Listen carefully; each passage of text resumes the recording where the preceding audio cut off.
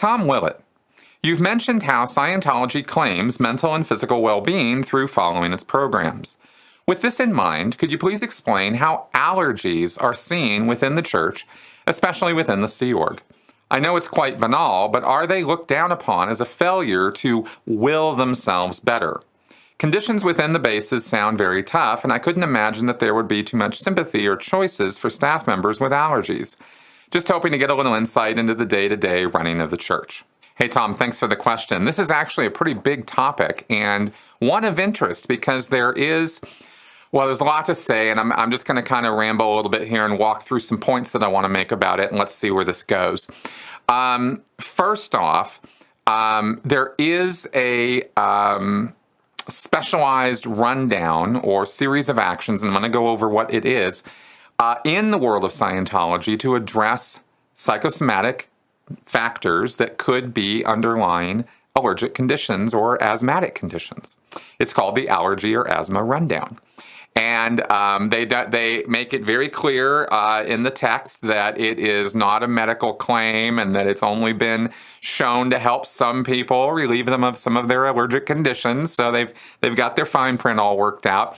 And ironically, given how these things happen and why there are psychosomatic factors involved in allergies or asthma, the environment itself that the Sea Org members find themselves in, or that Scientologists can find themselves in, could themselves be one of the triggers or reasons why the person has increased stress levels and reduced immune system function or reduced biofunction because of the stress that they're under all the time. And so, ironically, they could be actually even causing some of the allergic reactions, or at least, in a way, it's not a boom boom effect. It's more like all the stress is reducing the person's ability to fight back against pathogens and allergens and things, and then that increases the person's allergic reactions or problems with allergies. And I looked into this a little bit because I got a little curious. I actually printed some stuff here that I'm going to go over with you. First off, to just say that this isn't all just in my head, this is from a New York Times article, and it says, are my allergies all in my head? No, but emotional factors can make allergies better or worse. Doctors have long suspected a connection between allergies and the psyche. In 1883, Dr. Morel Mackenzie, a pioneer in the field of ear, nose, and throat medicine, observed it has long been noticed that attacks of prolonged sneezing are more apt to occur in persons of nervous temperament. And then there's more here about observations with this stuff and working on it. A 2018 German study confirmed the effectiveness of placebos in patients with allergic rhinitis, a medical name for hay fever. Allergic symptoms such as itching, sneezing, and runny nose improved even though the patients were aware that they were receiving a placebo. And then I looked a little deeper and I found an actual science paper here that was published on the NIH, National Institute of Health website, Psychosomatic Treatment for Allergic Diseases. And this was from 2015.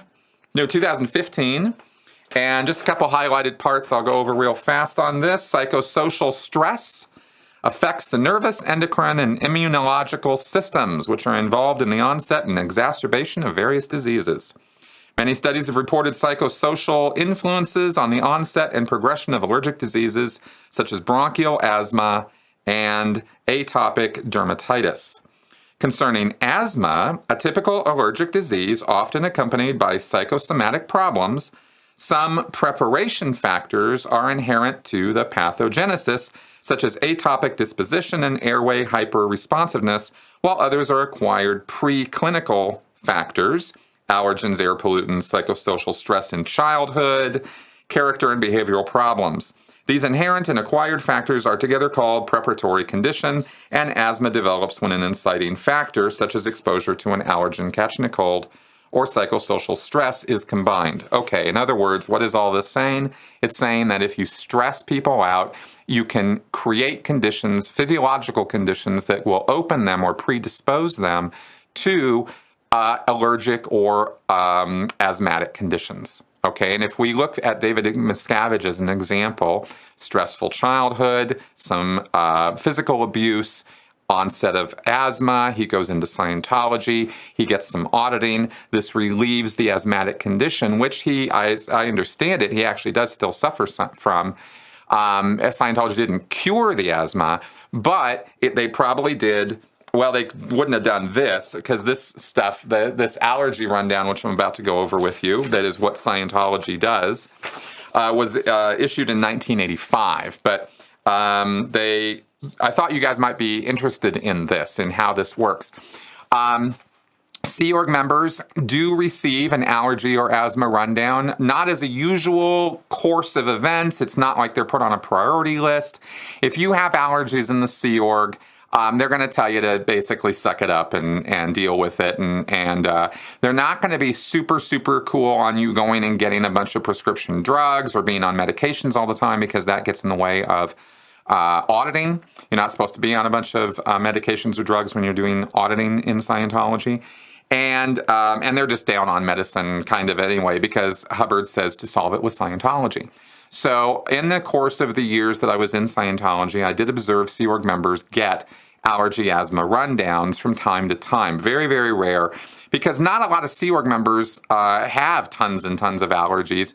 They might get, onset of summer stuff if there's stuff in the air, flying around in the air, but or asthmatic conditions. But I never, for example, knew any Sea Org members who had inhalers. No, I did know a couple. I did know one guy who had an inhaler. And that kind of level of allergy or asthma would definitely have that person programmed for, in his auditing for an allergy or asthma rundown, with the hope that that would relieve it or resolve the condition entirely. If it didn't, the Scientology attitude about it would be to do more Scientology to handle it. Go further up the bridge, because there are Dianetic processes or procedures that are run at the entry level to the bridge. And again, before you go clear, there's this thing called New Era Dianetics. I've broken all this down in other videos. New Era Dianetics would definitely be another place where you could take pot shots at the allergy or the asthma with auditing and try to address it. Different from what this is doing. This allergy asthma rundown is pretty lightweight stuff compared to going in on it with Dianetics. And then, of course, you have the OT levels where you're going to start going after BTs and body thetans, and you're going to start taking them out with the idea that perhaps one of them is causing, or somehow that's causing your allergy or asthma. So I thought you guys might be interested in what the steps are of this. And I'm not going to go through every single thing here, because I got to explain auditing procedure. But as far as, could this action relieve somebody on a temporary basis of some of the psychosomatic or stress factors or other factors that might be precipitating allergy? And I think it could. For example, the first thing you do is you go on an e-meter and you assess these items, right? Allergy, poison, medication, virus, bacteria, sickness, influence, stress. The auditor literally sits with an e-meter and says these words to the pre-clear while they're obviously holding the cans, and notes down any reaction to these words. And if whatever one reads the biggest or the most is then going to be put into this question where they're going to ask, what might have the effect on you of, let's say the biggest item that reads on here is sickness. Okay, so what might have the effect on you of sickness? And the guy goes, what might have the effect on me of sickness? Well, let's see, pollen, germs, blah, blah, blah, blah. He answers all these questions. My mother, who knows what he's going to say. And then they take that and they find whatever the biggest thing is on that, And the guy should, just from that, he should have some kind of a, oh, kind of moment, a aha moment. Oh, look at that. It wasn't the sickness, it was my mother. Oh, every time I was around my mother, I started feeling this way. Well, if his mother was a stressor for him, if his mother was an abuser, if his mother was somebody who, he wasn't comfortable being around for whatever reason from time to time, she might come up and he might see that and go, oh, my mom, stress, right? He wouldn't even say stress. He would just go, oh, my mom, yeah, she used to, every time I was around her, I used to feel this tightness in my throat, And that could all by itself relieve some of the stress. That actually could work.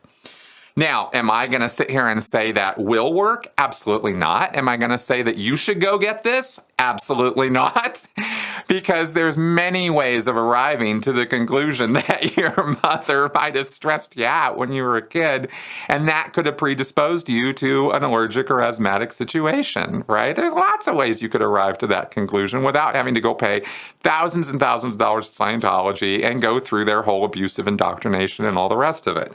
I'm just pointing out here, I wanted to go over this with you guys because I wanted you to see how some of the techniques of Scientology do almost accidentally get to what actually is causing a condition to occur, because people assign, oh, well, I got the allergy rundown or I got the asthma rundown and I don't have asthma anymore. And so clearly Scientology works. And this is one of those examples where I thought it might be useful to point out that, no, it wasn't really the Scientology. It was, you were finding the stressors. You were finding the things that were actually causing the physical, problems. And by relieving some of that, you relieve some of the physical problems, right? And there are a couple processes you could run in this. Let's say that it comes up that the guy, that his mother comes up, right? Okay, so it's his mother. That was the, what might have the effect on you of sickness? Well, it was my mother. Okay, good. Boom, the meter reads. Wow, that's amazing.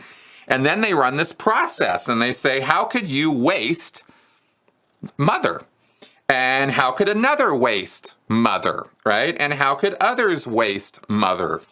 And then once that's run, that little process is run, and you sit there and think about ways you could not have to listen to your mother, deal with your mother, be around your mother, whatever is going to answer those questions for you. Again, you're removing some of the stressful factors out of your memory and out of your, recalls of how you experience your mom. And then you go to, how could you have mother? How could another have mother? How could others have mother? And you run that little series of questions on the guy. So it's not just wasting mom, it's also having mom. So it's a back and a forth and a back and a forth. So you look at it both ways. Anyway, that is an example of how Scientology is done, how Scientology auditing is done. And I hope I've shown through this that, that it wouldn't require all of that nonsense with an e-meter and with an auditing session and thousands of dollars laid down to even get to that point in order to get to the root cause of the psychosomatic illness or problem and relieve some of that, right? That's kind of what I was trying to do with this. So anyway, hope that helped.